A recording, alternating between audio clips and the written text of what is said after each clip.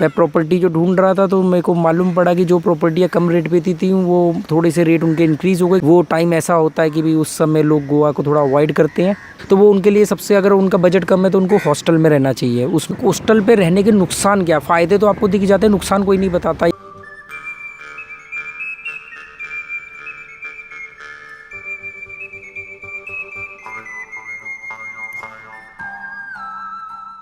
Friends नमस्कार दोस्तों, जैसे कि आजकल गोवा में लोग बहुत दिलचस्पी ले रहे हैं आने के लिए। होली के आसपास वैसे भी क्राउड बढ़ जाता है, और मैं जैसे कई वीडियो प्रॉपर्टी के ऊपर बना चुका हूँ, तो मैं प्रॉपर्टी अपने लिए भी सर्च कर रहा था रेंट पे लेने के लिए, घर चेंज करने के लिए।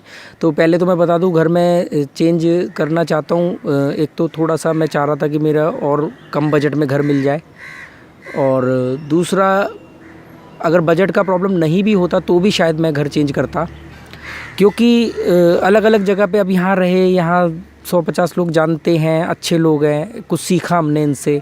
नई जगह जाएंगे और सीखेंगे, फिर किसी और जगह जाएंगे, तो वो भी एक तहत मैं बदलता। अगर मैं यहीं रहता तो फिर वही, जैसे मैंने 16 साल अपने एक ही फ्लैट में रहते हुए दिल्ली में वेस्ट किए, तो वो 16 साल मैं दोबारा नहीं चाहता। तो अभी हम यहाँ पे लगभग 12-13 महीने हमें हो गए हैं। हम यहाँ पर आए थे 5 जनवरी 2021 को। उससे पहले 2 महीने हम रहे थे यहीं से थोड़ा सा आगे एक घर में। वहाँ पे हम आए थे 5 अक्टूबर को, 5 अक्टूबर को, 5 नवंबर, एक महीना, 5 दिसंबर नहीं, सॉरी 5 नवंबर को आए थे। फिर 5 नवंबर से 5 दिसंबर, और 5 दिसंबर से 5 जनवरी तक हम वहाँ रहे।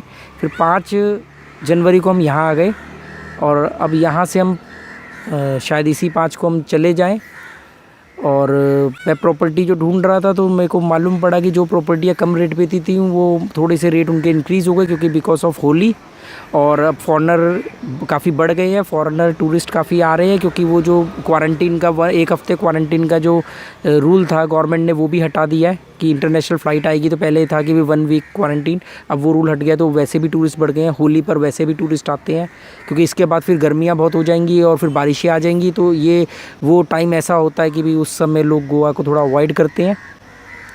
तो गाइडलाइंस वही हैं, आपको आने के लिए डबल डोज का सर्टिफिकेट चाहिए, और अगर वो नहीं है तो आपको RT-PCR टेस्ट चाहिए जो 72 घंटे तक वैलिड होगा। वही रूल कसिनो के लिए भी है, वही रूल और भी कई जगहों के लिए। और पर अभी चीज़ें काफ़ी नॉर्मल हो गई, तो हो सकता है कि पहले जैसी जो चेकिंग हो वो ना हो, पर फिर भी मैं रूल आपको बता रहा हूँ कि आपको ये रूल फॉलो करने पड़ेंगे। मास्क अभी भी कंपलसरी है।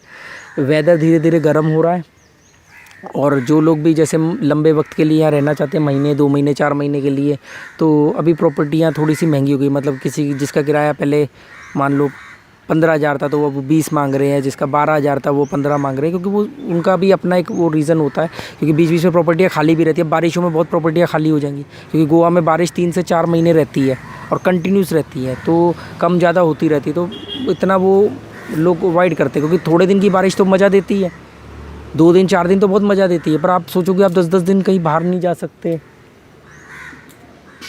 कुछ नारियल के पेड़ पे कुछ खटर पटर हो रही है। तो उम्मीद करता हूँ दोस्तों, हाँ, मैं कुछ जो प्रॉपर्टियाँ मैं अपने लिए देख रहा हूँ उनके मैंने कुछ वीडियो बना के डाल दिए हैं, और आगे भी डालता रहूँगा जो प्रॉपर्टियाँ मेरे को मिलेंगी। अगर आप इंटरेस्टेड हो, किसी को चाहिए हो, कोई आके रहना चाहता हो, तो उसको वो प्रॉपर्टी के थ्रू देख सकता है।